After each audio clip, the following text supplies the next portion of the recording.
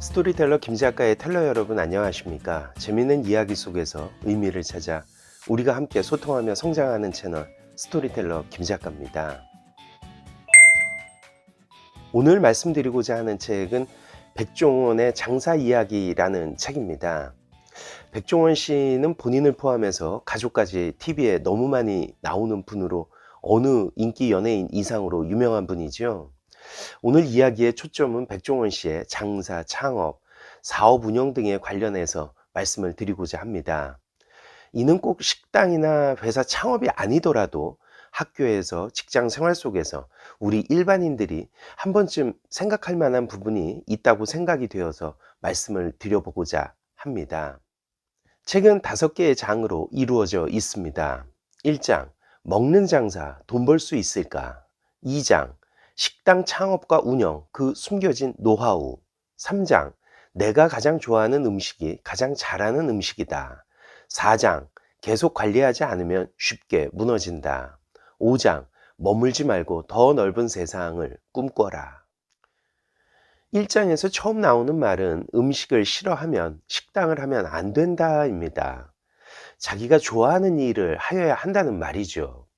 다른 일들도 모두 그러하겠으나 중도에 힘이 들어서 포기하고 싶은 생각이 들 때가 여러 번 생기게 됩니다.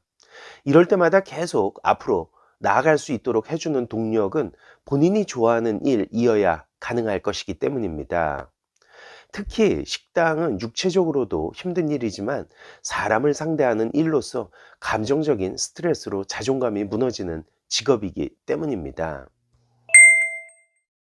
2장에서는 창업 시 예상 비용, 메뉴 선정 방법, 직원 운영 방법 등의 세세한 설명을 예제를 통해서 풀어내고 있습니다.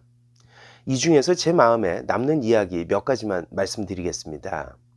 먼저 사장이 되면 가장 하지 말아야 할 것이 역산이다 라고 말하고 있습니다. 이번 달 월세, 인건비 등등 나아갈 돈을 매일 계산하면서 이걸 30일로 나누어 하루 매출을 따지면 절대로 안 된다고 백종원 씨는 이야기하는데요.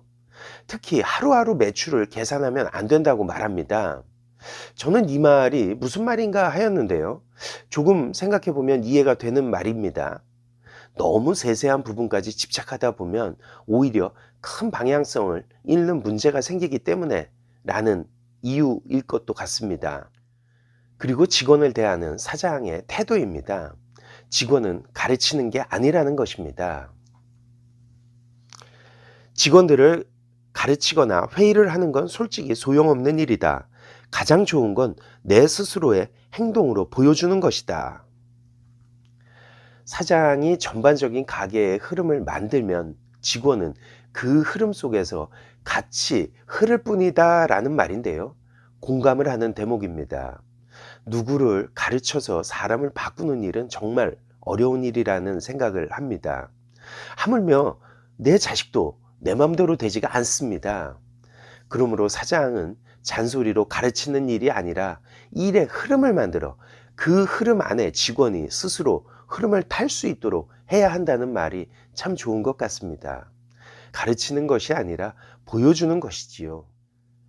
3장에서는 성공의 성패는 재고 관리에 달렸다라고 말하고 있습니다.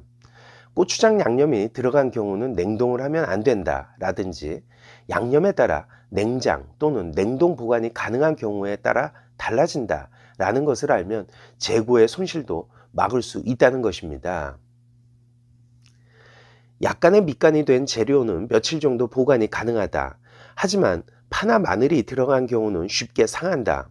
여기에 고추장까지 들어가면 산화가 더 빨리 진행되어 쉽게 상해버리고 만다. 짧은 시간이면 숙성이지만 시간이 조금만 더 오래되어도 상해버린다. 제가 예전에 의류업계에 계시는 분께 말씀을 들었었는데요. 의류업계에서도 재고 관리에 생사가 걸려 있다는 말씀을 하시더군요.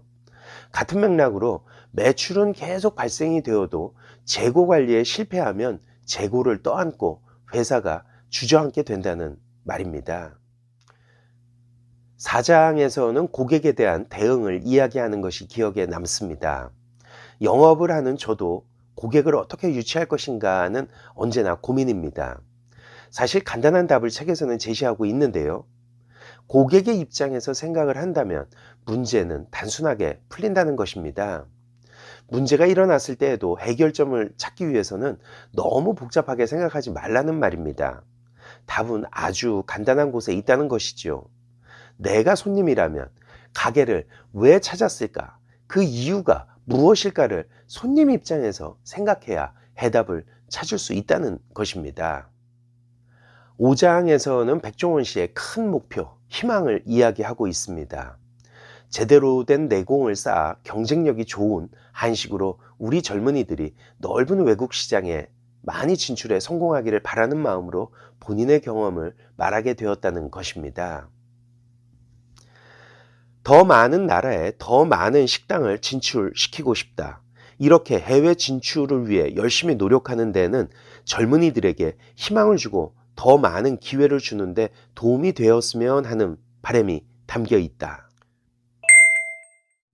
여러분들은 지금 무슨 일을 하고 계시는지요? 또 그 일에서 어떤 꿈을 꾸시는지요? 저도 이 책을 읽으며 백종원 씨의 음식 이야기도 재미있었지만 제 자신을 돌아보는 시간을 갖게 되어서 좋았습니다. 지금까지 재미있는 이야기 속에서 의미를 찾아 우리가 함께 소통하며 성장하는 스토리텔러 김 작가였습니다. 감사합니다.